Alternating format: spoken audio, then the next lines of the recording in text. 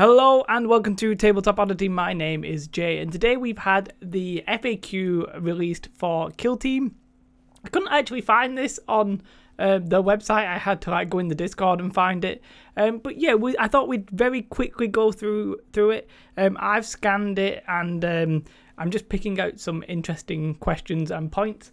The problem with this is I'm not going to go through it all. I don't know enough about every faction to really detail anything that's useful to you. I just highly recommend that if you're playing this game, you go through it yourself and you have a look yourself. But there are some questions that I'm pretty happy we've got answers for, yeah, we'll go through them right about now. It would help if I was looking at the right thing. So I've highlighted a few things.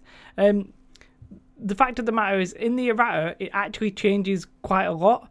And I'm not going to go through everything here. You can just sort of check it yourself because it goes through some different specialists. It changes it to them. And for an example of the sort of more drastic change, they're doing little balance changes here. For example, the intercessor for the Space Marines, which I play, so this is why I'm talking about them. You can now take the I'm going to pronounce it as Auspex, which, you know, it actually tells you what it does there. It's the normal tactical marine can take it, but now the intercessor can take it. I think it's 1 point, and it's actually the gunner and the sergeant, not the normal intercessor. But at the start of the shooting phase, you can choose another model basically within 3 inches of a friendly model equipped with the Auspex that is not shaken. That model does not suffer penalties to the hit or injury rolls due to their target being obscured. Pretty interesting. Yeah, for 1 point, if you've got a point extra, throw that in. But that's just an example of the kind of stuff that the errata changes, and it's very much worth taking all of that. I sort of wish at this point that the rules were a free PDF, that I wouldn't necessarily need the book, and this was a free PDF. It would all just be updated. That's just another point though. Now let's have a look at the design, the designers' thoughts. This is basically the Q&A part of it. You can see I've highlighted a little bit more. There's probably more interesting stuff here, but this was just my quick run through. Can a model declare a charge against a model that is not visible? Yes. So it's a bit awkward. You can not see something, you can still charge it. There you go. And there's a few like these, and we'll just go through these, and then that'll be it. As I said though, if you are really interested in this, you probably need to go through it all yourself. And look at it in more detail. If anything really interesting comes out of this, then obviously I'll be back and I'll talk about that. Can a model move vertically without a surface to climb? For example, can a model move up to an edge of a gantry without a ladder or pillar? So basically, if you've got an overhang, can you climb it? No, you have to climb it up a point where you can climb it. Cool. I've not been playing it like that, and I always thought it was weird, and it's nice to see that they've changed that. So as I said, I'm not going through everything, just the highlighted ones. Does my attack need to wound an enemy near an edge to force that model to take a falling test, or does my attack just need to hit the enemy model? It just needs to hit. Something I would never even really considered. I just always presumed it needed to wound it. Nope, it just needs to hit. Can a ready model pass its in the ready fire section of the shooting phase and then fire in the fire at will? Yes, I quite like that. It just takes away any ambiguity there, so I quite like the fact they're clearing that up. Can I fire a grenade weapon in the Overwatch and again in the shooting phase? Yes. One thing that I forgot to mention for the Space Marines, basically the grenade launcher now is affected by long range. It mentions that somewhere in there, but I'm not going to go through and we're not going to find it. What did I just read? Right, I just read that one. If my model is obscured from an enemy model, even a little, does that mean that the enemy model is obscured from my model?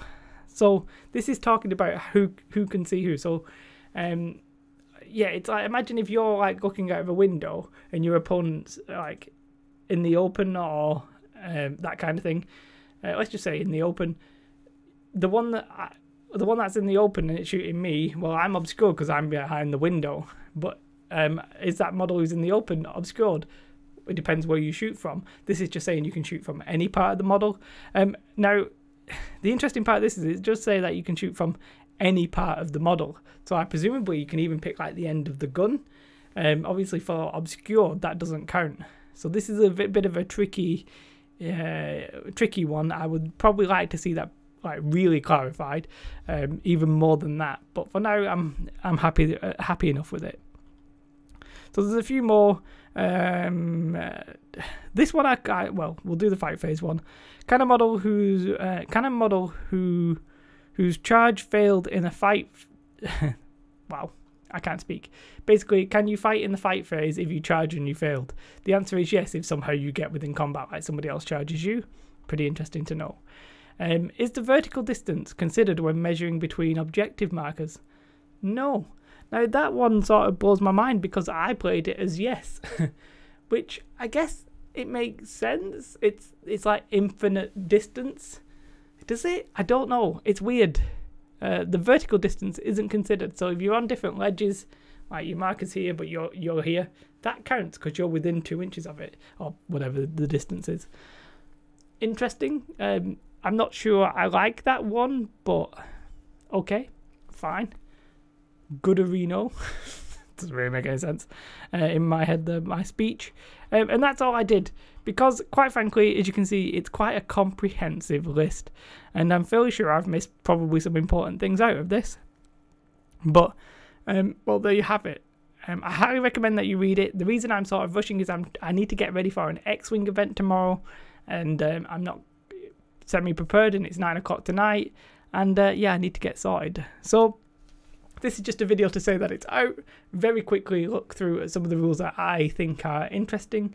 Let me know if you've gone through it. If you have gone through it, post your the interesting things that you have discovered. I mean, I say discovered, the putting it out there freely, but let me know if you've spotted anything that are really interesting, that really changes the game. Anything for your own specific faction that you're happy or sad about, do let me know. And yes, that's pretty much about it, if I'm honest. If you liked this video, don't like this video, but subscribe. What you should do though is also have a most beautiful day. And yeah, goodbye. Bye guys.